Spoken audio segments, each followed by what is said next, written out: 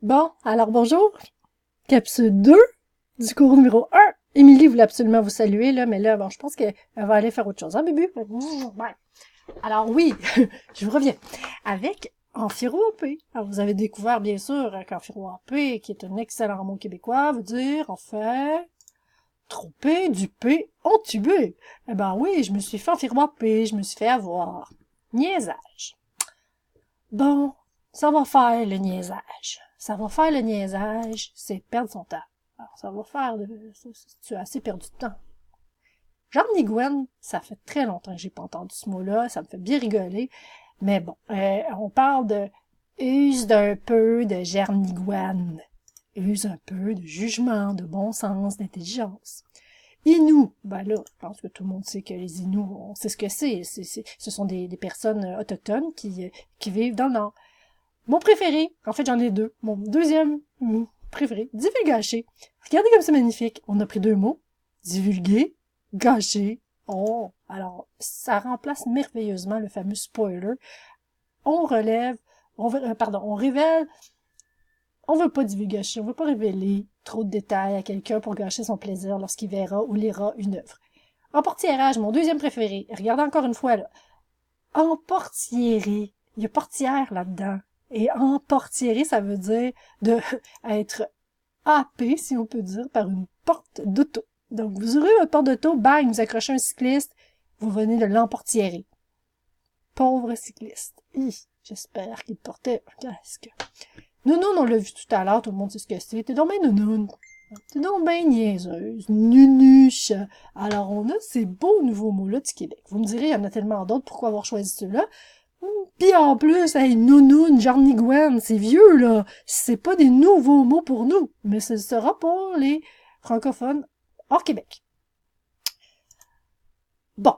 Là, on entre dans le vif du sujet, la problématique, les fameux anglicismes. On nous dit qu'au Québec, on est vraiment enclin à utiliser l'anglicisme. Ben oui, peut-être, mais je pense que nos petits cousins de France sont pas mieux. Les autres, ils en ont beaucoup d'anglicismes inutiles en plus. Bon, je vais pas me lancer là-dedans, je vais m'emporter. Alors, je vais me calmer les nerfs et je vais simplement vous parler des nouveaux anglicismes qui ont été utilisés, permis, ajoutés au dictionnaire, pardon. Alors, le premier, scroller. Scroller, j'avoue que c'est assez utilisé ici aussi, même si on peut très bien utiliser un autre terme, comme par exemple faire défiler le document. Hein, bon, je suis pas obligée d'employer le terme scroller. Bon, il est ajouté au dictionnaire. Coworking, tellement facile de remplacer ce mot-là, tellement anglophone inutilement, partager un espace de travail. Cardio training, oh là là, ça c'est incroyable. En plus, si vous êtes inscrit à un club de gym, vous avez certainement remarqué que tous les cours qui sont offerts sont toujours en anglais ou en franglais. Alors, c'est très à la mode de faire du cardio training, alors qu'on pourrait très bien tout simplement parler d'activité cardio, tout simplement. Millénial, ça c'est un beau mot pareil. C'est plate ça soit anglophone parce que ça aurait été une bonne idée qu'on l'utilise. Un millénial, c'est quelqu'un qui est né, en fait, qui est devenu adulte dans les années 2000, au début de l'an 2000, et commence à faire leur apparition sur le marché du travail. Ben oui, et là on commence à mieux connaître ces fameux milléniaux. On devrait probablement pas accorder ça, mais bon, on l'entend souvent. Je vous donne ma source, là, c'était Radio-Canada Nouvelles, alors vous savez où je suis allée chercher mes informations. Et je vous rappelle, chers amis, que le français est une langue qui bouge, qui change.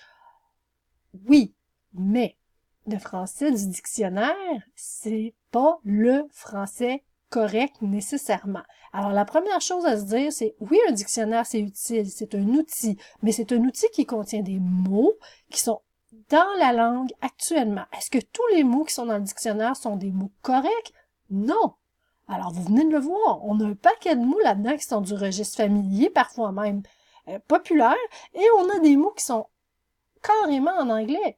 Est-ce que je peux employer ces termes-là à l'écrit? Non, je devrais pas le faire parce que c'est des mots qui sont pas corrects. Alors, c'est ce qu'on va essayer de voir dans la prochaine capsule, dans la prochaine période. On va essayer de voir ensemble quels sont ces mots corrects qu'on peut utiliser, comment les utiliser et comment faire la différence, en fait, entre un mot qui est correct et un mot qui ne l'est pas. Maintenant, je veux plus jamais entendre, oui, mais c'est dans le dictionnaire, c'est correct. Non, c'est dans le dictionnaire parce que c'est utilisé actuellement dans la langue française. Et il faut être vigilant quand on utilise des termes, peu importe, même s'ils sont dans le dictionnaire. Alors, est-ce qu'on a un meilleur français, nous, les Québécois? Pas sûr. Des fois, on entend ça. Hein? Ah, votre français, à vous, hein, il est plus pur. Ben, il est peut-être plus pur, mais il y a aussi ses petits défauts, hein, faut le dire. Moi, l'avantage que je trouve à notre langue, c'est qu'on est capable, nous, de comprendre le français international, ce qu'on appelle le français international, le français correct, parlé partout. Bon, nous, on le comprend. Vous allez en France, vous allez en Belgique, vous allez en Suisse. Oups, pardon. On parle français, vous comprenez. Eux, comprennent pas. Et c'est pas juste une question d'accent, là. C'est une question de choc. Hein. Et notre langue, à nous, ils ne la comprennent pas. C'est terrible, n'est-ce pas? Comment? Ben, en tout cas, terrible ou agréable à dire, parce que moi, par exemple, je vois ça comme si on était des bilingues. On parle notre français correct quand on veut, on est capable très bien de parler un très bon français. Et quand on veut se comprendre entre nous, on a notre propre langue incompréhensible. À part un Québécois, il y a personne. Si je me force, là, il y a personne qui peut me comprendre. Et je vais parler français quand même.